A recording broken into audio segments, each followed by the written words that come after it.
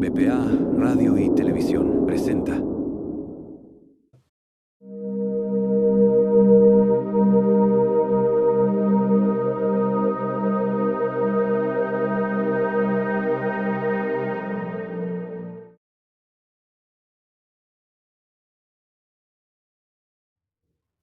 Hola, muy buenas noches. Esto es el podcast El Alma de la Toga. Mi nombre es Tania Méndez y es un placer para mí estar nuevamente con ustedes. Les comentaba desde la ocasión pasada que hemos cambiado el giro del podcast en esta temática de que ahora todavía soy juez en activo, pero próximamente seré juez en retiro.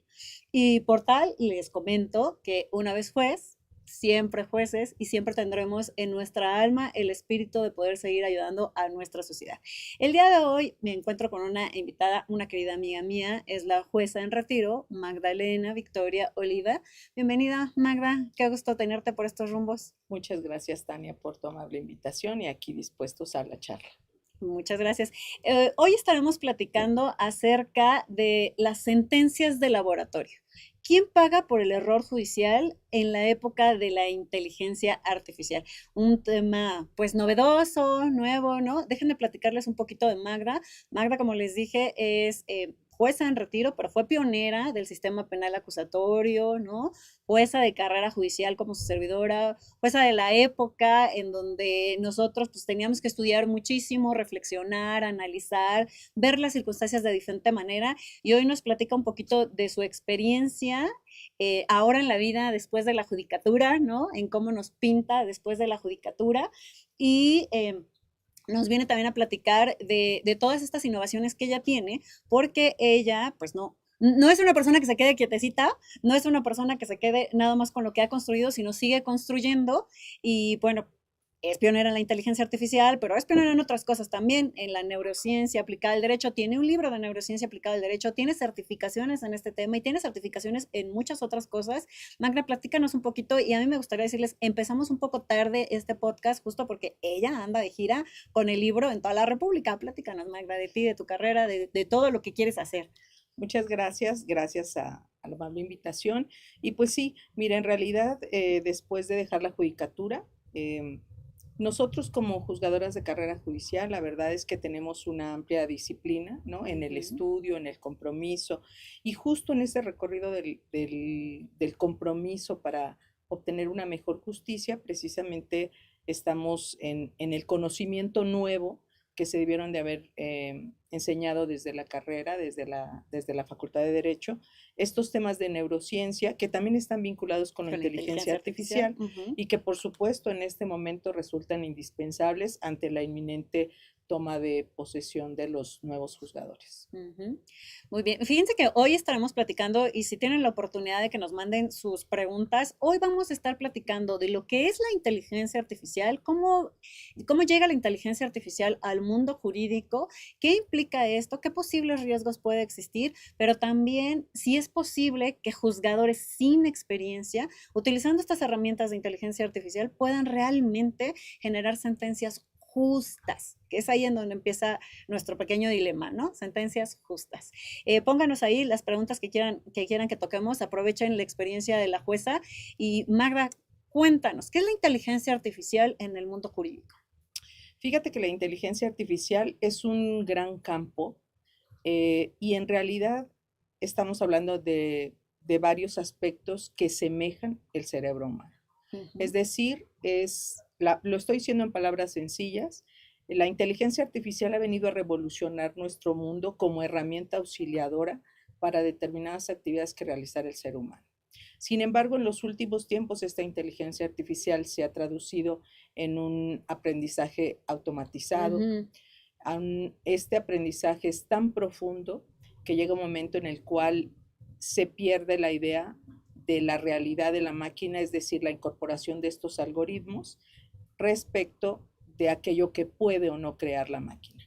Entonces, aquí hay un serio problema en el aspecto jurídico porque en el Poder Judicial, por ejemplo, el Poder Judicial lo que tiene es que ha sistematizado la información a través de diferentes sistemas, pero no hay jueces robots. No. A lo largo de diferentes países sí existe la presencia en el nivel jurídico de jueces robots. y ponemos el tema de China. China. China va a la vanguardia en relación a estos asuntos, pero los temas que incorpora a los algoritmos, que son los que resuelven finalmente estos problemas jurídicos, están muy, muy sintetizados. Ejemplo, alguien que viene conduciendo y que en estado de ebriedad ocasiona un accidente. Las deudas de las tarjetas de crédito, la entrega de un producto, un vestido, algo, un servicio que tú quieras y que no te lo entrega. Los presupuestos que ha establecido China es como necesidad para poder sacar este serio problema de rezago en su justicia. Entonces, los algoritmos que mezclan a esta inteligencia artificial son limitados. Los presupuestos que tú incorporas a la inteligencia artificial te da como resultado una sentencia rápida, de tal manera que ella ha sistematizado todos estos aspectos.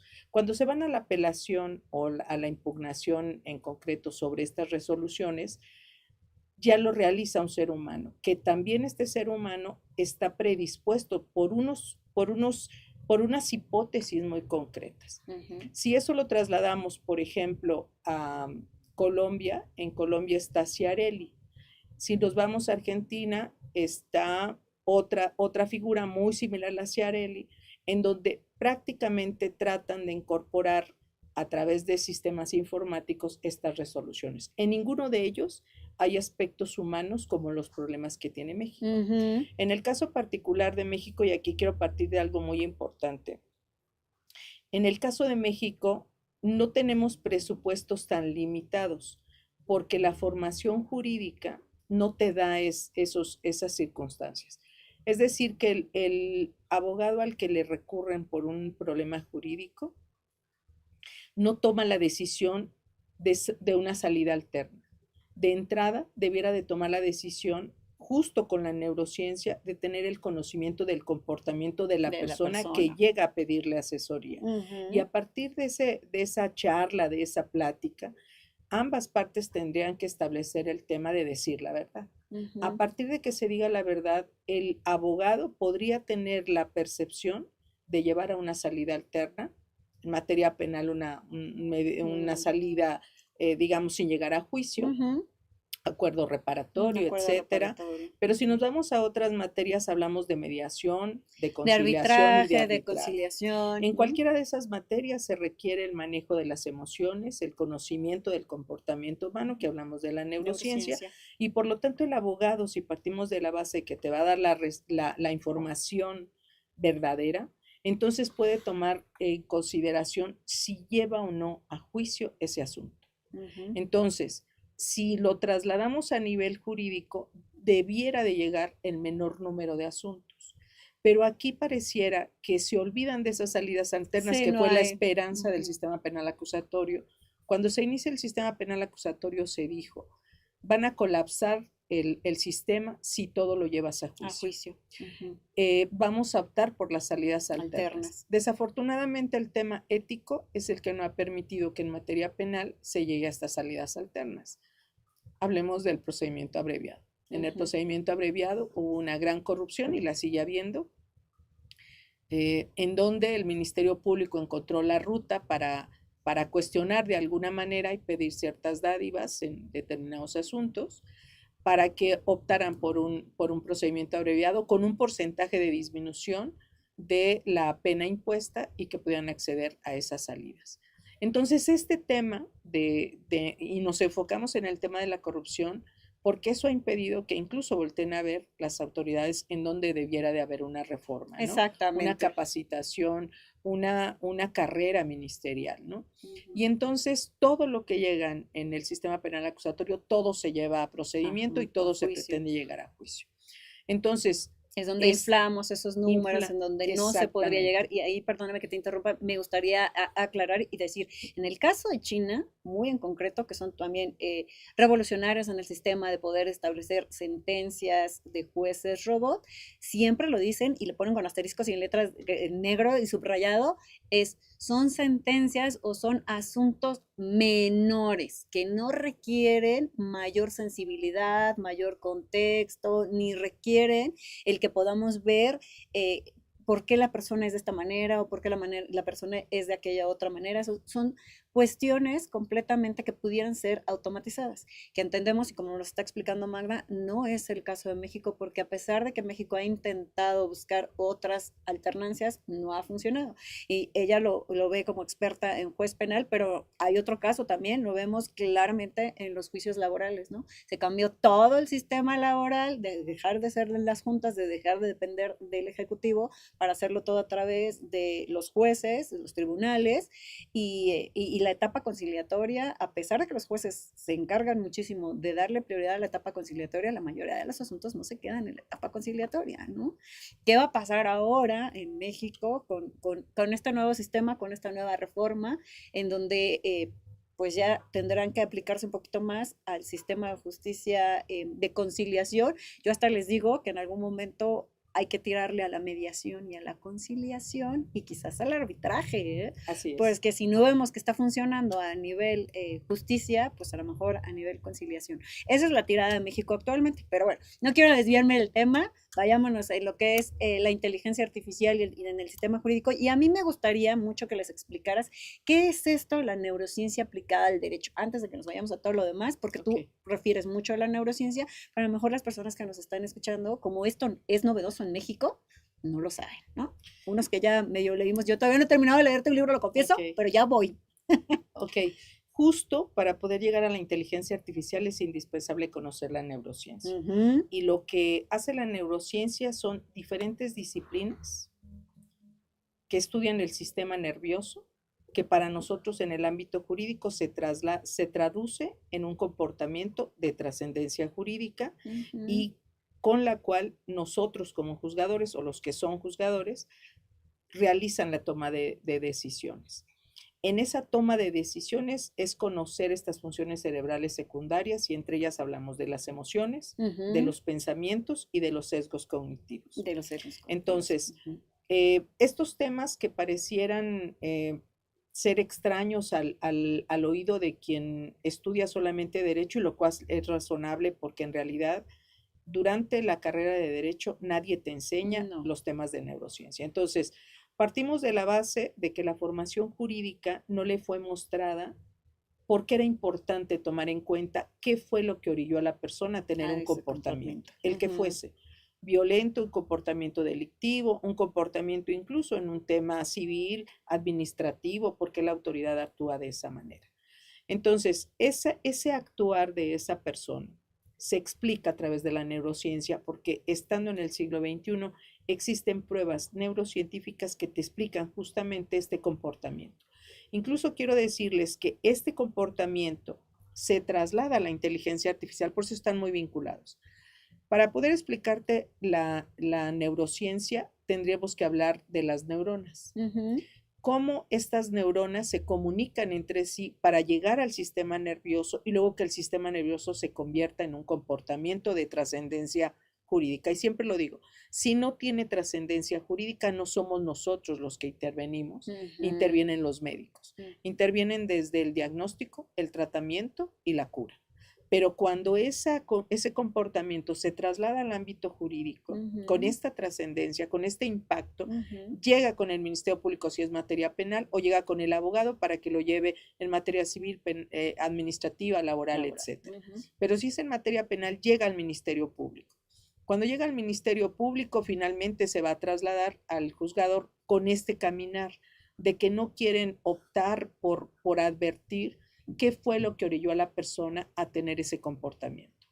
Porque no necesariamente, y ahí tocamos el tema del libre albedrío, no necesariamente la persona que realizó esa conducta realmente lo hizo con dolo o con culpa. Es muy probable, no en todos los casos, pero es muy probable que ciertas conductas puedan explicarse a través de este funcionamiento del cerebro. Funciones secundarias, funciones que no podemos ver, que no podemos tocar, pero que impactan en la toma de decisiones. Y esto tiene que ver a partir de que tú conoces la neurona, cómo se comunica, y esto lo destaco, porque este mismo mecanismo de las neuronas se traslada a la inteligencia artificial, ¿no? Que se llaman algoritmos y que se llaman redes neuronales y que también se llaman sesgos, nada más que son sesgos algorítmicos. Ujú. Entonces, en la neurociencia lo que tenemos es que las neuronas se comunican, no están pegadas, están contiguas. Entonces, para poder comunicarse estos miles de millones de neuronas requieren de sustancias que son los neurotransmisores, que se trasladan a tu organismo y que te ayudan o que impactan en este comportamiento. Y también choques eléctricos llegan a tu sistema nervioso y en tu sistema nervioso realiza la conducta. Yo muevo una mano, tú hablas, ¿no? Todo eso tiene que ver con la neurociencia. ¿Por qué la persona es capaz de hablar? Porque justamente las funciones cerebrales le permiten establecer este lenguaje. Para que nosotros lleguemos al lenguaje, nosotros tuvimos algo que se llama aprendizaje. Y el aprendizaje viene desde la niñez, luego lo que tú estudias, y entonces hablamos de la neurociencia cognitiva, los pensamientos, el lenguaje, la verbalización, Lo la que ya se va argumentación, así construyendo, es. ¿no? Tú traes una historia genética y a partir de que naces comienza una formación, un aprendizaje y comienza a realizarse tu personalidad hasta que finalmente adquieres esta cuestión de la adultez, que en este caso en neurociencia se explica entre los 24 y 25 años. Estas redes neuronales, que son las que comunican el sistema nervioso y que a su vez se va a trasladar en todo lo que conocemos, cómo caminas, cómo piensas, desde luego a través de las neuronas y cómo este lóbulo frontal realiza el tema del juicio, pues es lo que te va a explicar estas circunstancias. Ahora, este ser humano se dio cuenta que tenía muchas necesidades, que tenía que suplir porque no podía con ellas, y entonces comienza a crear originalmente las máquinas a las cuales tú les establecías ciertos patrones, Ujú. pero era automatizado. Es Es decir, tú automatizado. le decías, quiero que hagas esto y la máquina te respondía lo que tú le pedías. A lo largo de las décadas se comenzó a establecer ya un aprendizaje automatizado profundo. Y entonces hablamos de Machine Learning.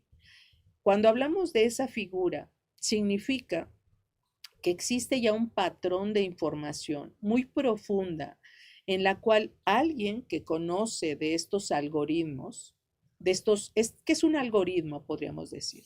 Podríamos sintetizarlo en la toma de instrucciones que le vas a dar a la máquina para enriquecerla y a partir de ahí esta máquina pueda darte una respuesta. Ujú, Para que esta máquina te pueda dar una respuesta requiere patrones, requiere preguntas, ujú. requiere información que Información tú que tenemos capturas en que ir esa capturándola. máquina Ujú. y le vas a dar unos patrones para que te responda. Pero entonces, cuando este sistema automatizado, esta automatización profunda, se comenzaron a dar cuenta que hacía más de lo que se le había programado. Entonces se comienza a hablar de algo que se denomina caja negra. Ujú. Y la caja negra es, en parte, el desconocimiento de esta información que tiene la máquina, que es capaz aparentemente de producir nuevo conocimiento. No es que produzca nuevo conocimiento, lo que sucede es que ella está enriquecida con algoritmos, con estas instrucciones, pequeñas, miles de millones de instrucciones que tú le das Ujú. y que la máquina ha aprendido a obtener esas preguntas, esos pequeños patrones y crea otros patrones para poder responder a lo que tú le estás diciendo. Entonces, no es que piense, es capaz de crear nuevos patrones y esos nuevos patrones te dan las Te dan la respuestas. respuesta. A mí me gusta, cuando platicamos de esto, me gusta hacer como la escena de decirles, es que va tejiendo, ¿no? Tiene aquí, y entonces aprendió la máquina a empezar a tejer y por consiguiente, una vez que lo teje, que lo va uniendo, te puede dar una respuesta de otra cosa que a lo mejor no esperabas que te respondiera, ¿no? Pero porque la máquina ya aprendió a tejer, ¿no? Así es. Es como lo veo. Y la verdad es que el Machine Learning no es inteligencia artificial. O sea, la inteligencia artificial es lo mayúsculo. Si imagináramos un círculo, el círculo mayor es la inteligencia artificial porque hay muchos rubros en inteligencia artificial. El Machine Learning es otro círculo dentro de ese inmenso círculo. Y dentro de ese hay otros círculos que también han ido automatizando y que también semejan las redes neuronales. Entonces, si trasladamos que un ser humano creó algoritmos, ¿no? Alguien brillante creó algoritmos. Desde ahí tenemos un serio problema. El problema es cómo elegimos a esa persona capaz de Capaz de poner incorporar los los algoritmos correctos, ¿no? exactamente, sin que haya discriminación. Ese es un tema Y importante. pareciera que la justicia se centra en resoluciones, pero la inteligencia artificial, y les quiero poner un ejemplo, la inteligencia artificial ha abarcado todas las ramas posibles, imaginables, pero va por aquellas que ni siquiera nos imaginamos. Entonces, pongamos el ejemplo del reconocimiento facial. Ujú. El reconocimiento facial, actualmente la inteligencia artificial ha creado ciertos patrones y esto se detonó en la pandemia. En la pandemia, Moscú estaba en el 6º lugar de la creación de cámaras de vigilancia para detectar a las personas Que se salían. que no estaban en cuarentena y que provenían de los países que estaban contaminados. Entonces, ¿cómo le hizo Moscú para detectar esos patrones? Pero vean lo peligroso que es la inteligencia artificial. Ajá. Ujú. Más de 30,000 millones, fíjense las cantidades, más de 30,000 millones de fotografías fueron bajadas de las De redes las sociales. redes. En esa nube que aparentemente nosotros de manera voluntaria le damos la información, una persona desde que nace, que es bebé, se la toma, luego que camina, luego que es adolescente, luego que se casa, luego que es una persona adulta mayor, todo ese cúmulo, la máquina ha avanzado de tal manera que puede detectar los rasgos de esta persona a pesar de que tú le des un bebé, a pesar de que sea un adulto. Entonces, en aquel entonces, Moscú, sin consentimiento de las personas, con la finalidad de proteger, y eso lo digo porque lo hizo China y lo hicieron muchos países, Ujú. crearon una infinidad de cámaras con estos patrones. Y estos patrones eran capaces de detectar tu imagen y poder determinar incluso tu temperatura. Ujú. Entonces, ¿cómo le hizo? Pues que bajó este cúmulo de fotografías que los propios ciudadanos a lo largo de muchos años han Los van subido en redes capturando. sociales, los van Ujú. capturando. ¿Y qué fue lo que pasó? Que esa información se la trasladó a la policía, tanto de su país como de Estados Unidos, porque bajo el tema de la protección, pues se llevaron esa información. De tal manera que por eso estos países pueden determinar si tú estás o no involucrado en un acto delictivo. El problema aquí es que la máquina no es 100% fiable y se dieron cuenta que en personas negras y en mujeres hay un alto índice de errores. La máquina se vuelve loca. Entonces comenzaron a crear, ¿cómo le hago para engañar a la inteligencia artificial Ujú. de estos patrones? Y entonces el ser humano es realmente un ser extraordinariamente brillante para hacerlo. Y lo primero que hicieron es, vamos a crear ropa capaz de engañar a la inteligencia artificial para un reconocimiento facial. Mm. Y entonces comenzaron a crear abrigos que en la textura, en la pantalla, llamémosle del abrigo, aparecían a través de QRs rostros. Mm. Cuando Para pasabas generar por la una confusión. máquina, a la máquina no le era comprensible porque tenías 10 rostros y aparte el tuyo. Y Ujú. era incapaz de decir cuál era el ¿Cuál era el verdadero. tuyo? Ujú. Entonces se comenzó a comercializar. Hay una empresa muy importante que comercializa con ese tipo de prendas. Entonces, esa es una, por ejemplo. Otra, en Inglaterra, por ejemplo, comenzaron a determinar cómo le hago para engañarlo. Y lo encontraron a través de los artistas. Estos creadores, artistas que pintan, que dibujan, creadores de tercera dimensión, etcétera. Y comenzaron a ver que para detectar, por ejemplo, estos temas faciales, se determina entre la distancia de las cejas y la sien, la anchura de la sien, desde el ojo hacia la boca y la nariz. Entonces lo que ellos comenzaron a determinar es hacer dibujos estratégicos en estas partes del rostro. Y entonces se comenzaban a cruzar líneas, Ujú. triángulos, círculos en estos puntos Y estratégicos ya no hacían y así salían a reconocible. la calle. Ujú. Y cada vez siguen haciendo marchas un determinado día a la semana para mostrar que estas cámaras no pueden tener arbitrariamente tu información sin que tú la consientas. Y entonces, cuando decían ellas en una paradoja, somos visibles para hacernos invisibles. Mm. Entonces, esa Qué paradoja era paradoja. tan importante que todas las personas volteaban a verlos.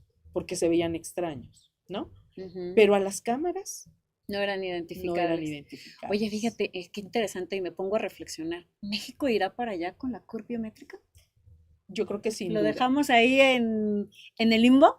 ¿Lo dejamos como una pregunta para que lo vayan reflexionando? Y es muy interesante porque ahorita vamos a tocar unos temas muy importantes sobre todo el impacto que tiene. Entonces, el último ejemplo que yo voy a poner de cómo podían desviar esto es que un artista francés dijo, yo voy a dar mi rostro.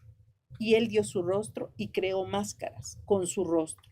De tal manera que plásticas, de tal manera que las personas se ponían el rostro de él y entonces la máquina no era capaz de traspasar esa máscara e identificar por qué tú tenías unas comisuras diferentes abajo en tu rostro y otras encima de la máscara, de tal manera que era imposible poderlo lograr. Ahora, esta parte es una parte de lo que es jurídicamente viable en México incluso, porque se está utilizando esta identificación facial con estos errores que pueden tener como consecuencia que tengan privada de la libertad a una persona.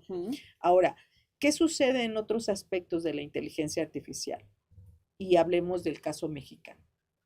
El caso mexicano es un caso sui generis, porque todos ya sabemos la historia de la reforma, me la voy a saltar, pero en términos generales estamos a punto de que tomen posesión personas, incluso que van a ser validadas sin siquiera lograr la calificación de 8 y 9, ¿no? Es decir, que aparentemente la resolución del tribunal va a decir, es de mayor preeminencia el que la ciudadanía vote por ti que tú tengas conocimiento. Claro. Entonces, todos los asuntos que existen, pues están ahí en el juzgado, ¿no? Ahí siguen y están en espera de una resolución. Entonces, ¿qué hacemos cuando llega una persona que no tiene esta experiencia? El primer problema que nos vamos a enfrentar es que no sabe de cuestiones jurídicas, no tiene carrera judicial, no tiene ni la más remota idea de cómo resolver y desde luego ni de cómo administrar un órgano jurisdiccional, sí, ¿no? Desde el aspecto físico, matemático y humano. Y humano, ¿no? De cómo vamos a administrar este recurso humano que tenemos. El más difícil, que son las habilidades blandas. ¿Cómo le hago para tratar a mi personal y convertirme en líder que quiera seguirme y hacer las cosas de excelencia como lo venía haciendo el Poder Judicial? Y entonces aquí nos enfrentamos en un tema también importante que es la mística del Poder Judicial. Es que todas las personas juzgadoras, jueces, juezas, magistrados y magistradas, dábamos nuestro servicio gratuito para las clases a través de la Escuela Federal de Formación Judicial. Y les dábamos toda nuestra riqueza intelectual a estas personas que tenían la aspiración de llegar a carrera judicial. En la carrera judicial, para aclararlo, en la carrera judicial nos íbamos enseñando los unos a los otros y por eso se iba subiendo el escalafón.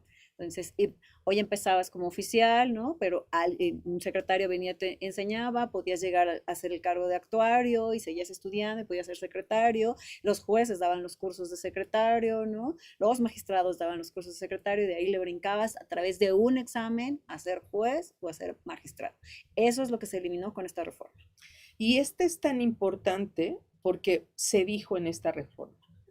A través de un sesgo que te lo explica la neurociencia, un sesgo cognitivo de confirmación en donde se expresó a través de los medios de comunicación, a través de un micrófono, por eso es la importancia de un micrófono, que la gente que escuche se ponga a investigar sobre lo que escucha, que cuestione, que dude de esta información para que en realidad tome su propia determinación.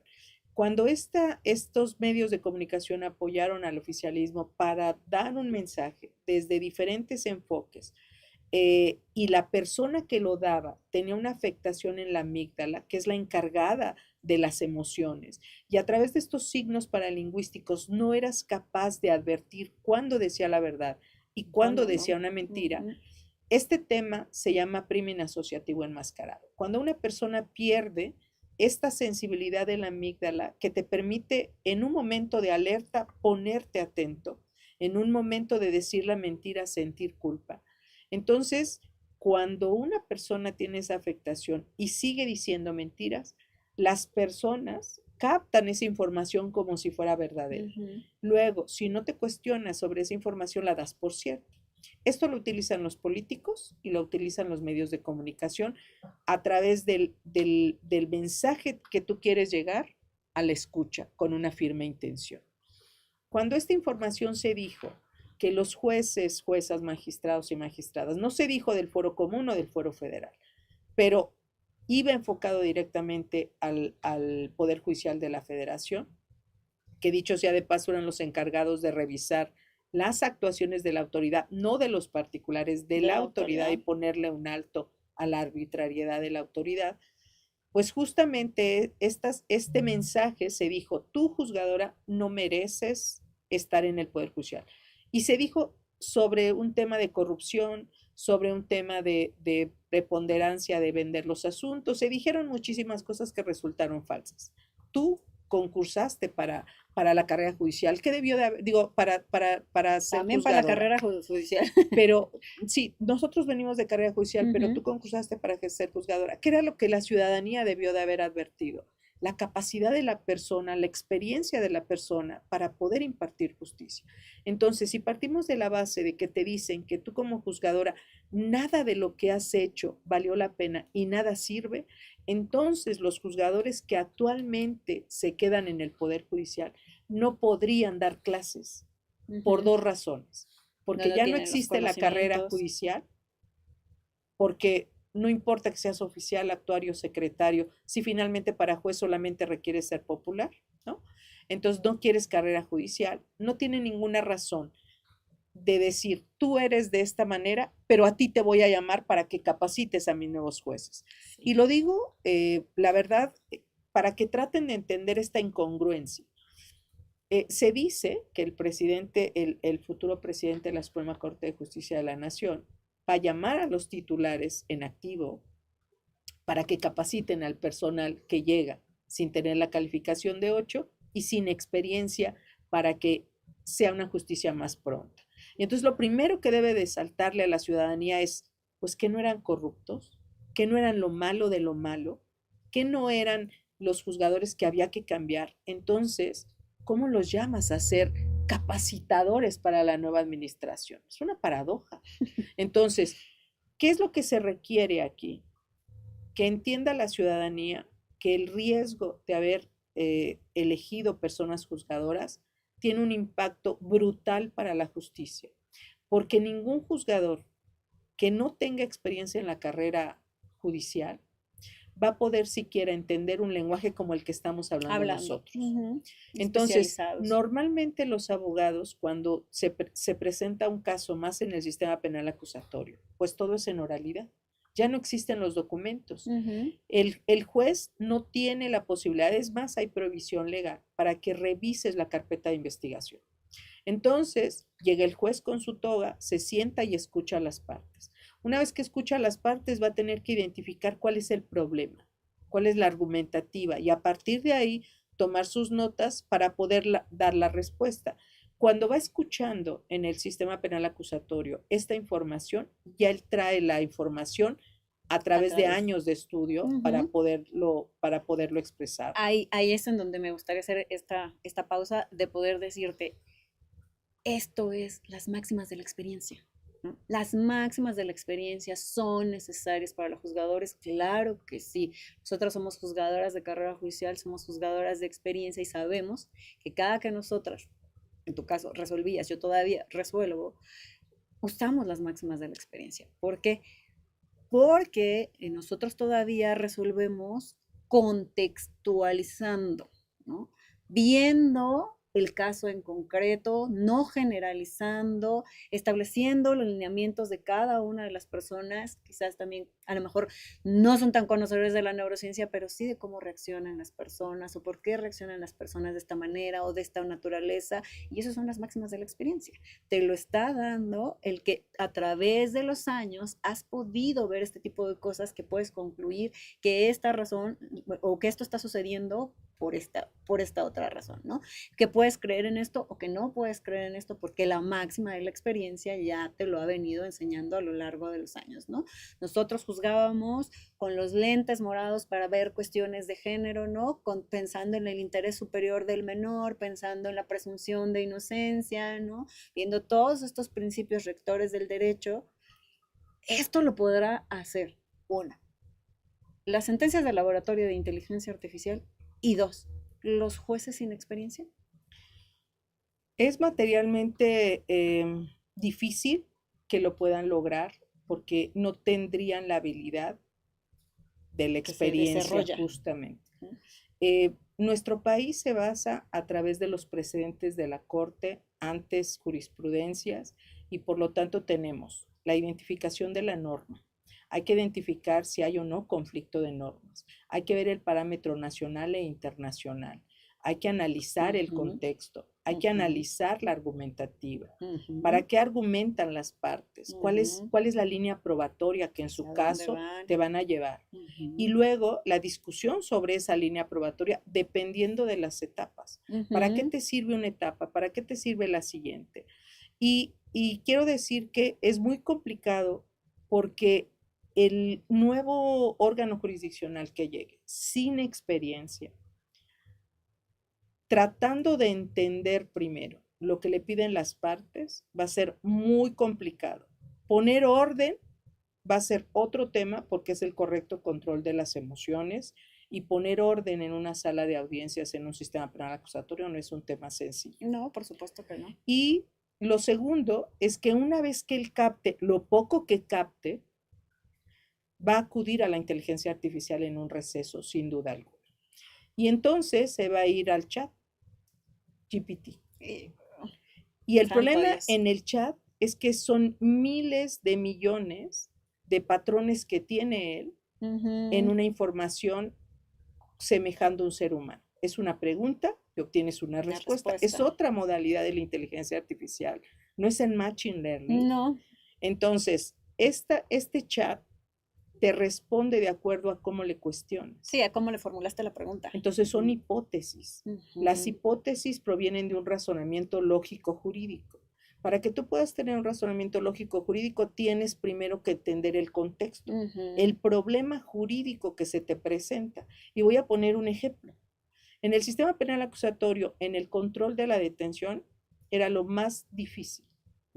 Porque había que poner orden, y lo digo porque sí se requiere la carrera judicial, porque para aquellos que concursamos, como fue mi caso, para el sistema penal acusatorio, nosotros comenzamos a estudiar en el 2008 y nos profesionalizamos hasta poder concursar en el 2015. Y a partir de esos años comenzamos a desarrollar todas las figuras jurídicas, como todavía no estaba aquí, las que provenían de Chile. Y luego Chihuahua, que era el que iba llevando la delantera, pues podías entenderle, y a partir de ahí se comenzaron a generar las tesis que después serían, que empezaron a resolver todos esos conflictos que se fueron generando a la par de que se iba construyendo. Un ejemplo muy simple: control de la detención. Tú ibas por la calle y una persona, el policía, te detuvo, y a la hora de detenerte, sin ninguna razón, te llevó al Ministerio Público y luego te judicializa. Te encontraron un arma, por decirte un ejemplo.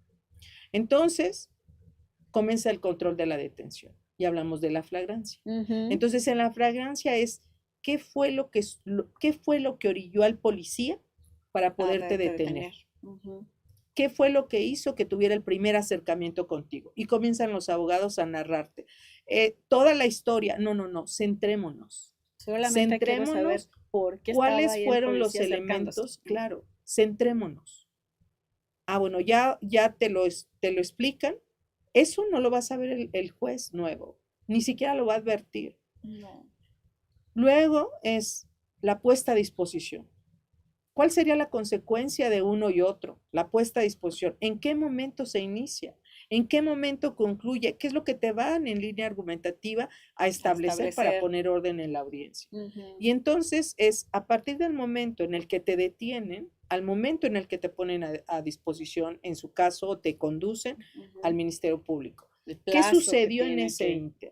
Pueden suceder muchísimas cosas, violaciones de derechos humanos, que se dedican a investigar, que invadan un inmueble, hablamos de la prueba ilícita.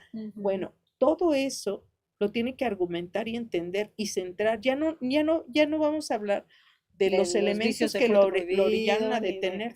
No, y ya, luego eso ya pasó. Hablamos de la retención. Entonces analicemos la retención. ¿Qué es la retención? A partir de que el policía lo pone a disposición del Ministerio Público y judicializa el asunto. Que también tiene un plazo. Así es, tiene un plazo. Ahora, ¿cuál sería la consecuencia de una y otra? Si es la flagrancia, es la libertad del sujeto, hay violación de derechos humanos. Pero ¿qué sucede en las siguientes etapas? No hay libertad. Puede haber violación, pero no hay libertad. En todo caso, sería la prueba ilícita que se obtenga durante esos puntos. Y seguir, y así me puedo seguir con cada uno de los elementos.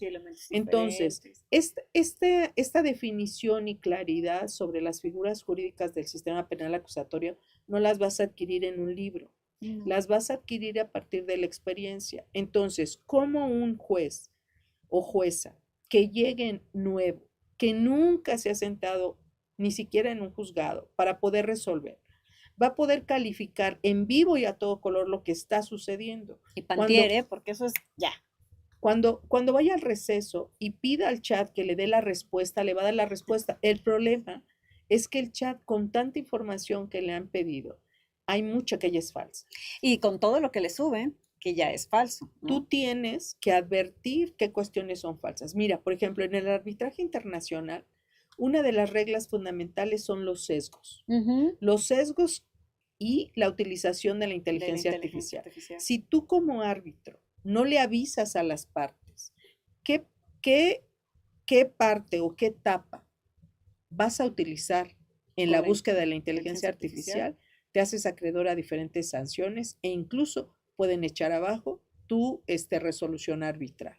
Entonces, este aviso de las partes te pueden decir, no quiero que uses la inteligencia artificial o quiero que la uses hasta cierto punto. Ahora, si hablamos de la inteligencia artificial como auxiliar del órgano jurisdiccional, es válido.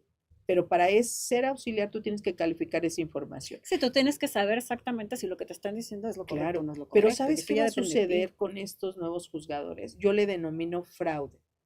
Va a haber un fraude judicial que tiene que tener una repercusión y un pago de reparación del daño. Ahí vamos a lo que es el error judicial, ¿no? Y te voy a decir por qué debe de haber justamente este fraude. Porque una cosa es que tú le pidas a la máquina que te auxilie en una información y otra muy diferente, que tú le pidas el razonamiento que tú vas a reproducir en audiencia. Sí, claro, porque una cosa es, busco herramientas para yo tomar una decisión, para llegarme a mayor información, para, como con otras pruebas como la pericial, ¿no? Me das tanta información, pero yo lo voy a razonar, claro, y yo lo voy a entender, y yo voy a contextualizar, y yo voy a tomar la decisión, que es lo que hace el juzgador, no lo puede hacer la máquina. A eso me refiero cuando hablamos del árbitro. El árbitro internacional tiene miles de hojas, herramientas, varios tomos para resolver en empresas transnacionales. Entonces, ¿qué hace el árbitro si hiciera un fraude? Pues va y le da a la máquina toda la información que desde su concepto, desde su criterio, desde sus propios sesgos, desde su propia interpretación, desde su propia percepción, pudo encontrar. Y la máquina le va a dar la respuesta. Ese es un fraude. Si las personas que están involucradas en ese arbitraje se dan cuenta de este fraude, entonces demandan al árbitro, le pueden quitar incluso la patente. Y además, obviamente, perderían el asunto. Entonces, este tema es sumamente complicado. Ahora, trasladémonos, esto es una parte, es decir, la inteligencia artificial, si la vemos como el chat, lo que va a utilizar el juez es el chat, porque no le va a dar tiempo de entender más. Entonces, si utilizamos el chat que no puedes calificar, hay un fraude porque es el razonamiento de la máquina y no el tuyo. En ese razonamiento que vas a copiarle a la máquina, no tuviste la sensibilidad del caso particular, de los elementos, de los argumentos, de la sensibilidad de las personas, incluso de ir más allá. Por eso es resolver con visión de neurociencia, Ajá. en donde tú tienes que analizar las emociones, las percepciones, las interpretaciones, el lenguaje, la comunicación, el aprendizaje, El todos contexto. esos elementos. Ujú. Entonces, ¿qué sucede entonces si hablamos de las sentencias? Hablemos de la sentencia. Entonces, ya nos fuimos al juicio, El ya desahogamos procedimiento, con este pero caminar ahora sin experiencia.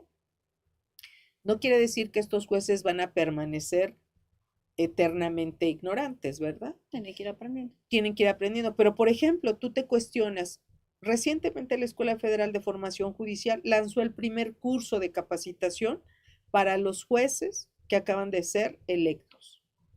Se inscribió el 15%. No tienen interés en capacitarse.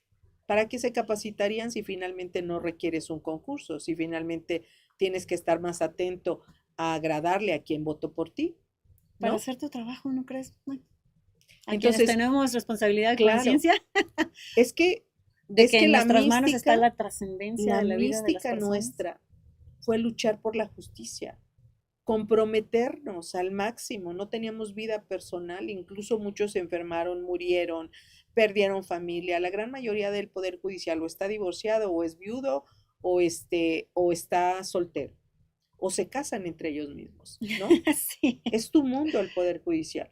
Pero la finalidad era obtener una justicia más justa, evitando el error judicial y nuestro compromiso era al máximo. Ujú. Entonces, la mística de ahora no importa, porque desde la propuesta es, solo requieres 5 cartas de recomendación, tu aspiración de ser juez, y tener 8.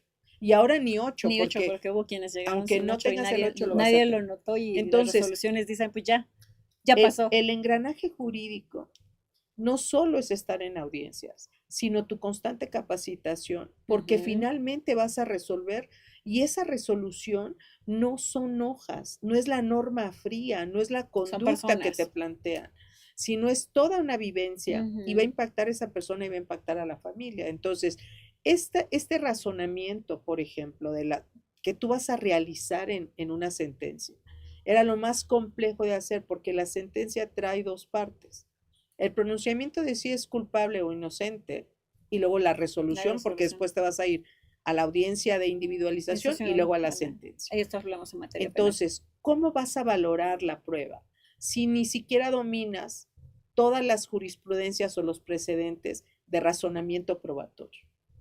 Si Ni no los sabes, conoces. si no sabes la defensa adecuada, si no tienes los principios básicos del primero constitucional, si no sabes qué es el derecho convencional, si no sabes dónde buscar, si ni siquiera sabes usar el buscador jurídico, ni siquiera sabes cómo pedirle a la máquina del Poder Judicial de la Federación, al sistema, que te dé, porque el sistema del Poder Judicial aparentemente es accesible para todos, pero lo cierto es que no es así.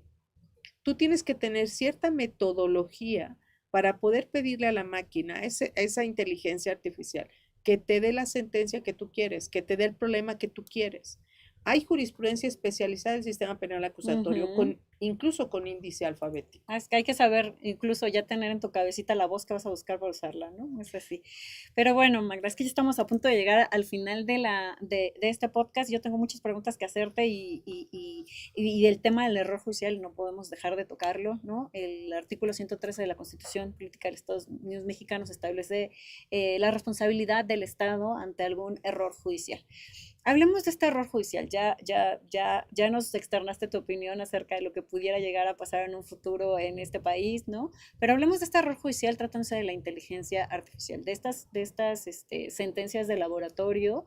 Me gustaría que nos dijeras, bueno, no es el caso de México, porque el caso de México todavía no tenemos sentencias de laboratorio, tenemos herramientas, como ya las mencionó Magda, herramientas que podemos utilizar o que utilizamos ciertos algoritmos para el uso de las jurisprudencias, ¿no? Para tener algunas otras herramientas de poder realizar más rápido el trabajo, como es el caso del CICE, que ya tiene Ujú. las plantillas pregrabadas, entonces tú ya le vas metiendo otro tipo de información, pero y todavía no tenemos estas sentencias de laboratorio. ¿Qué pasa con el error judicial? ¿Hasta dónde es responsable el Estado? ¿Hasta dónde sería responsable un juez sin experiencia? ¿Hasta dónde sería responsable el uso de la inteligencia artificial? ¿El quién metió o le capturó las preguntas o las respuestas o la información que necesita la máquina para darte cierta respuesta y que esto tendiera en un error judicial. Fíjate que el error judicial, pues, parte de diferentes fases, ¿no? Esta interpretación errónea puede ser desde la interpretación errónea, la captación de la realidad errónea, ¿no? Puede ser un error vencible, incluso un error invencible, en fin, una infinidad de catálogos sobre los errores. Pero hablemos de la inteligencia artificial en estos errores. Justamente México no ha tenido la presencia de estas demandas en particular. En Europa ya las hay sobre este error judicial. Pero precisamente como México no lo tiene, la propuesta que yo realizo incluso en el libro es la tercera tipología y que está vinculada con algo que se le denomina el compliance y básicamente el compliance penal. Desde mi punto de vista, el compliance no solamente se debe delimitar al ámbito corporativo, sino que se traslada en el ámbito judicial, sobre todo en este momento en el que estamos. En su momento el ámbito judicial se vigilaba a partir de los informes circunstanciados y de las visitas, las quejas y las denuncias y los procedimientos administrativos. Pero eso era a través de la carrera judicial. Pero la carrera judicial ha desaparecido, de tal manera que los que llegan entonces tienen otra perspectiva. La capacitación debe correr, como ya se dijo, a partir de la Escuela Federal de Formación Judicial. Desde mi punto de vista, no pueden capacitarlos los jueces en activo de carrera judicial porque son a los que se les ha desdeñado y se les ha despreciado y por lo tanto, si se les acusa de todo lo malo, no pueden formar a los nuevos juzgadores. Es imposible que los formes porque trasladar supuestamente los vicios de otra generación. Entonces, estos nuevos juzgadores van a tener que recurrir a justamente la inteligencia artificial. ¿Cómo le hago para controlar esa información de la inteligencia artificial? Si tomamos en consideración que la justicia debiera considerarse como una empresa, entonces la empresa tiene que tener altos controles de vigilancia a través del compliance. Un funcionario de cumplimiento que vigile cómo actúa el órgano jurisdiccional, cómo va a estudiar el órgano, cómo se va a capacitar, cómo va a resolver. No el tribunal de disciplina, porque finalmente el tribunal de disciplina deberá, hay como ambigüedad sobre a qué se va a dedicar. Pareciera que es alinearse a un régimen, pero no tenemos la certeza, de tal manera que pues no podemos establecer a menos que comiencen a funcionar. Pero a partir de este nuevo sistema de justicia federal, debe de haber un compliance penal, personas que vigilen el cumplimiento ético y profesional de la persona juzgadora. Y para eso, entonces, debe de haber sanciones, incluso hay un compliance, obviamente que te traslada al ámbito penal, que no es la calificación a partir de las visitas ni de los informes y que tampoco es a partir del tribunal de disciplina. Porque una de las cualidades del compliance es que sea alguien ajeno a la empresa. Si es de la empresa, va a tratar de solapar los errores de la persona. Ahora, y yo me voy, no solo en el ámbito penal, yo creo que en cualquier órgano jurisdiccional, en cualquier tribunal, ¿no? Van a necesitar un compliance en donde se les establezcan estos lineamientos, ¿no? Y justo este compliance te va a dar la posibilidad de ver la tercera tipología. Porque a partir de los informes que realice y de la vigilancia que tú le realices, a partir de conocer neurociencia, a partir de conocer redes neuronales automatizadas y a partir de conocer esta responsabilidad que puede tener, estos sesgos que tú adviertas en audiencia, a partir de eso tú vas a establecer una nueva tipología, porque ya no va a ser solamente la responsabilidad física de la persona física, ya no va a ser la responsabilidad de la persona jurídica, sino que ahora va a ser la responsabilidad de la inteligencia artificial. Sí, claro. Y te vas a dar cuenta, porque la máquina, cada vez que tú le generas una pregunta al chat o a la máquina, se queda en la memoria, se queda capturada. Va a ser materia de revisión las propias computadoras que se utilicen en los órganos jurisdiccionales, porque no solamente se cambia el órgano jurisdiccional, se cambia todo el engranaje, oficial, actuario, secretario y todo lo demás, para que sigan pues justamente respondiéndole a los intereses del órgano jurisdiccional que esté ahí atento. Entonces, ¿cómo lograrlo? Bueno, pues ahora la investigación tiene que ser diferente. Y hay una diferencia porque la responsabilidad no le resulta a una sola persona, sino le resulta a todo este engranaje que incluso puede trasladarse a una violación de derechos humanos, a un tema racial, llamémosle así, o de discriminación, y que va a tener una trascendencia incluso transnacional, porque esta inteligencia artificial que se va a crear a partir del Poder Judicial, porque ya lo anunció el presidente de la Corte y algunos integrantes, no fue el presidente de la Corte, fue uno de los consejeros, creo que fue el que señaló. Ahora vamos a comenzar a recurrir a la inteligencia artificial para resolver los casos. Y la primera pregunta que se va a responder ahí es, para poder llamar estos casos, deben de ser como los que vimos en China. Asuntos donde no vaya involucradas otras cuestiones personales. Donde no tengan que contextualizar y que sea todo muy, muy recto y asuntos de trascendencia menor. Pero todo lo van a encuadrar en cuestiones menores. Y el tribunal revisor pues será de la misma naturaleza. Entonces, en esta tercera tipología que te llevo en el libro paso a paso, para que puedas llevar el procedimiento en contra de la inteligencia artificial, hay una reparación del Estado precisamente por haberlo utilizado y en este punto en particular por dos rubros, por la elección de quien pusiste como titular y porque ese titular utiliza la inteligencia artificial como fraude en el razonamiento jurídico. Y eso lo hablamos en las sentencias, porque se va a crear una automatización en las sentencias como si fuera de lectura fácil, solo que estableciendo diferentes algoritmos para que sea la máquina en esa sustitución del razonamiento jurídico quien emita las resoluciones. Y en este caso en particular, lo digo antes de que nos veamos concluyamos el programa. Ahí entran dos aspectos fundamentales, no solo para quien le impacta la resolución que podría ser el imputado, acusado, sentenciado, sino para las víctimas. Las víctimas que pueden incluso obtener una sentencia absolutoria, a mí me parece que las víctimas, aún en sentencia absolutoria, sí se advierte que hubo un error judicial y el error judicial impacta no solamente porque haya habido una omisión en la interpretación, pero por ejemplo, lo que vimos del caso Vallarta, y lo apunto nada más.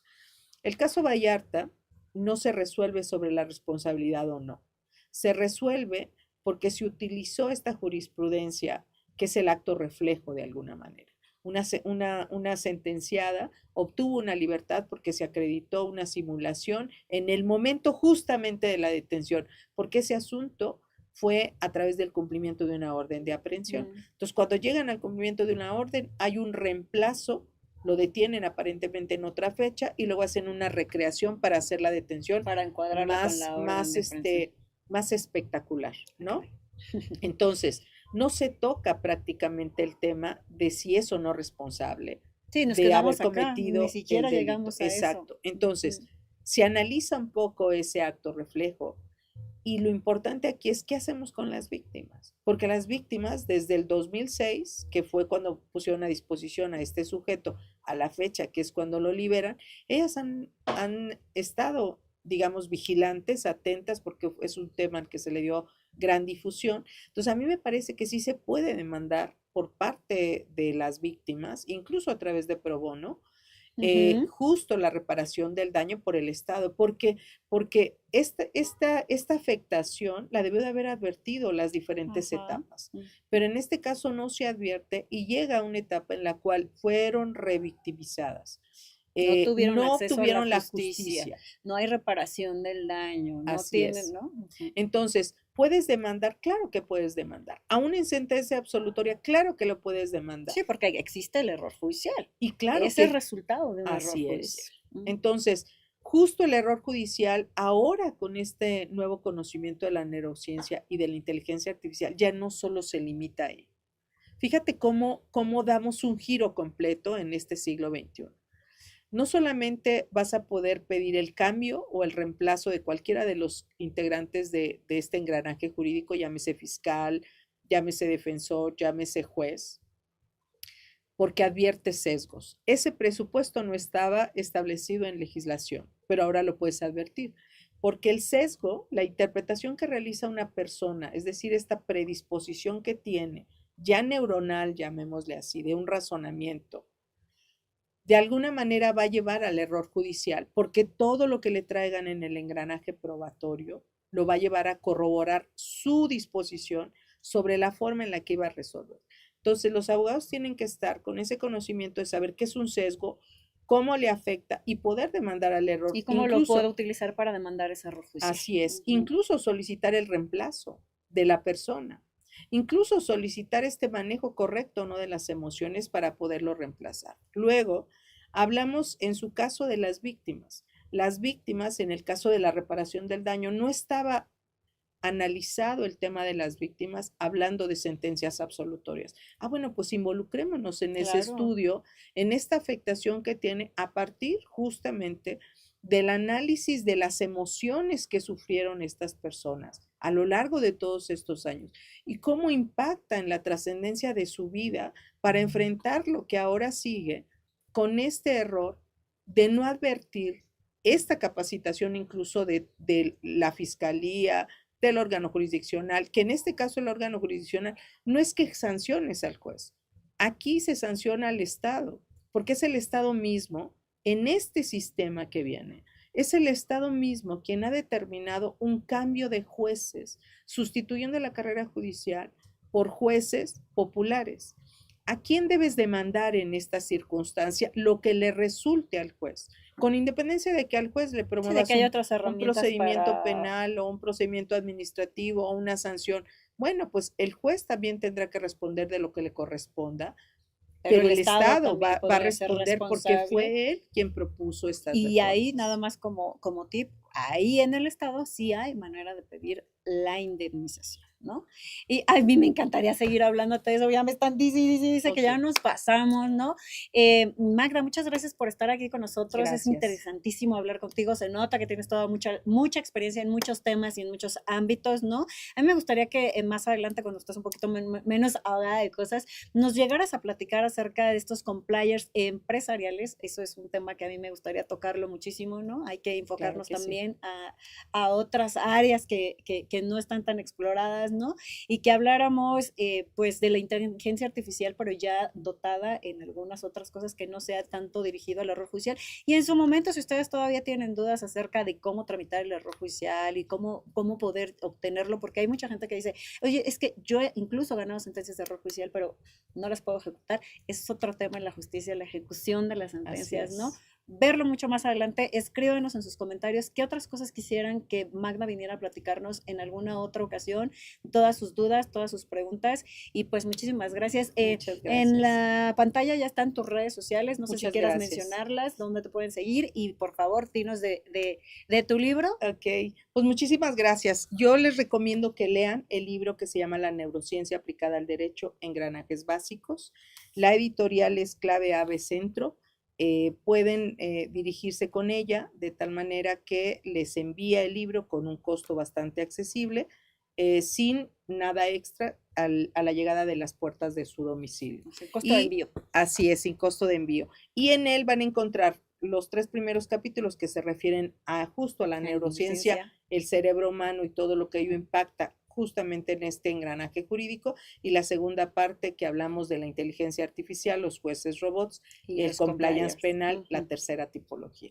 Entonces, bueno, pues de mis redes estoy como X en magvico @29, en Facebook estoy como Magdalena Victoria con mayúscula inicial, y en Instagram también estoy como Magdalena Victoria O. Ojalá y me sigan, me escriban y estén atentos a los cursos que estamos constantemente a raíz de que nos fuimos.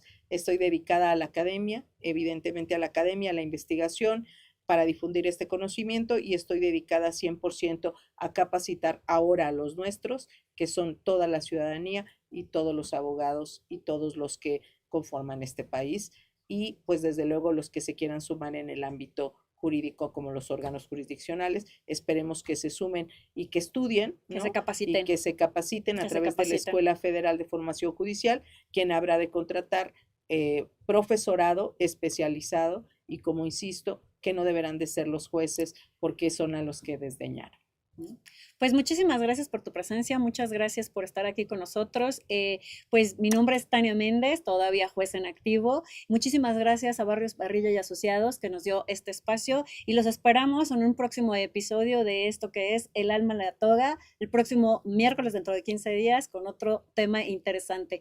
Muchísimas gracias, bonita noche. Gracias.